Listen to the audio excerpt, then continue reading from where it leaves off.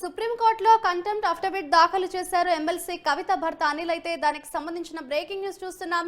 ఢిల్లీ మద్యం కుంభకోణం కేసులో కవిత అరెస్ట్ అయిన విషయం తెలిసిందే. ఈ నేపథ్యంలో ప్రస్తుతం ఈడీ కస్టడీలో బీఆర్ఎస్ ఎమ్మెల్సీ కవిత అయితే ఉన్నారు. సుప్రీం గత ఆదేశాలకు విరుద్ధంగా ఈడీ అరెస్ట్ చేసిందంటూ కూడా కంటెంప్ట్ అఫిడవిట్ దాఖలు చేశారు అనిల్. ఇదే అంశానికి సంబంధించిన మరింత సమాచారాన్ని మా క్రైమ్ బ్యూరో చీఫ్ కృష్ణ అందిస్తారు.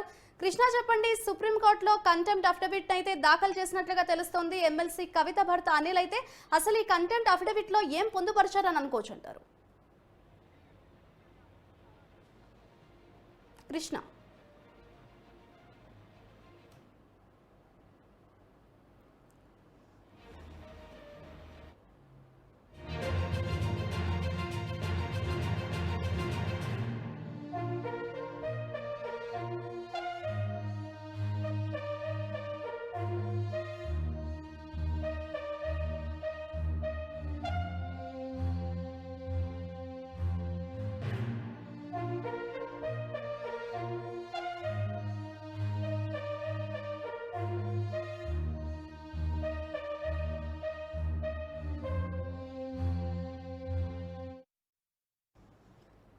సుప్రీంకోర్టులో కంటెంప్ట్ అఫిడవిట్ దాఖలు చేశారు కవిత భర్త అనిల్. ఇదే అంశానికి సంబంధించిన మరింత సమాచారాన్ని మా క్రైమ్ బ్యూరో చీఫ్ కృష్ణ అందిస్తారు.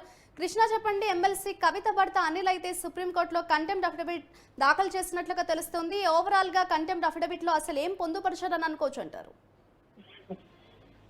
మాధురి, ఏదైతే ఈ కవితని ఎన్ఫోర్స్మెంట్ డైరెక్టరేట్ అధికారులు అరెస్ట్ చేసిన క్రమంలో ఒక పక్కన సుప్రీంకోర్టులో కేసు నడుస్తున్న క్రమంలోనే సర్చ్ వారెంట్ పేరు మీద తన ఇంటికి వచ్చి ఆ తర్వాత తన భార్యని అరెస్ట్ చేశారని ఒక మహిళను చూడకుండా అర్ధరాత్రి పూట ఆమెను అరెస్ట్ చేసి తీసుకెళ్లి ఎన్ఫోర్స్మెంట్ డైరెక్టరేట్ కార్యాలయంలో ఆమె నానా ఇబ్బందులకు గురి చేశారంటూ కవిత భర్త అనిల్ సుప్రీంకోర్టులో ఒక పిటిషన్ దాఖలు చేయడం కూడా జరిగింది. సుప్రీంకోర్టులో గతంలో కూడా ఈడీ అధికారులు విచారణ పేరు మీద ఢిల్లీకి పిలిపించిన తర్వాత ఆమెని చాలా ఇబ్బందికరంగా ప్రవర్తించారని, ఇందులో భాగంగానే తాము ఈ కేసు వ్యవహారానికి సంబంధించి కోర్టులో పిటిషన్ దాఖలు చేయడం జరిగిందని కూడా ఆయన ఒక పిటిషన్ లో అంటే కోర్టుకు గుర్తు చేయడం కూడా జరిగింది. అంతేకాకుండా ఈ కేసులో ఒకవేళ కనుక అధికారులకు ఏదైనా అనుమానాలు వచ్చినా విచారణ వ్యవహారంలో భాగంగా వర్చువల్ విధానంలో తన భార్య అందుబాటులో ఉంటుంది అని చెప్పి కూడా పిటిషన్ లో గతంలో ఈడీ అధికారులు కూడా చెప్పినప్పటికీ కూడా ఏదైతే 16వ తేదీ నాడు ఈ కేసు వ్యవహారం సుప్రీంకోర్టు 19వ తేదీ నాడు వేసింది. అయితే దీన్ని అదనంగా చూసుకొని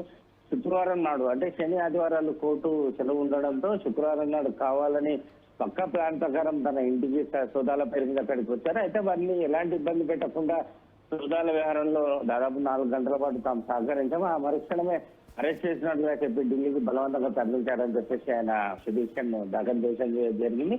దీనిపైన మరి కాసేపట్లో ఈడీ అధికారులు కూడా కౌంటర్ దాఖలు చేసేందుకు సిద్ధంగా ఉన్నారు. అండ్ సుప్రీంలో ఎప్పుడు ఇది విచారణకు వచ్చే అవకాశం ఉంది అని అనుకోవచ్చు అంటారు కృష్ణ? ఖచ్చితంగా ఈ రోజు ఆయన పిటిషన్ దాఖలు చేశారు కాబట్టి ఖచ్చితంగా దీనిలో పిటిషన్ స్వీకరించిన తర్వాత దీనిపైన ఎందుకు అరెస్ట్ చేయాల్సి వచ్చింది ఏంటి అనే దాని మీద కౌంటర్ దాఖలు చేయమంటూ ఈడీ అధికారులకు కోర్టు ఆదేశాలు జారీ చేస్తుంది. సో ఒకవేళ కనుక ఈడీ అధికారులు టైం తీసుకుంటే రేపు దీనిపైన విచారణ జరిగే అవకాశాలు ఉంటాయి. నేను మరుక్షణమే కనుక కోర్టులో ఈడీ అధికారులు కూడా అరెస్ట్ వ్యవహారానికి సంబంధించి ఒకవేళ కనుక కౌంటర్ వెంటనే దాఖలు చేస్తే ఈ రోజు దానిపైన విచారణ అనేది కొనసాగే అవకాశం ఉంది. మరో 2 రోజుల పాటు ఇది ఏదైతే కంటెంప్ట్ ఆఫ్ కోర్టు వ్యవహారానికి సంబంధించి సుప్రీంకోర్టులో కొంతవరకు కవిత ఆమె భర్త వేచి చూడాల్సిన సమయం పట్టేలా ఉంది. Right, thank you Krishna.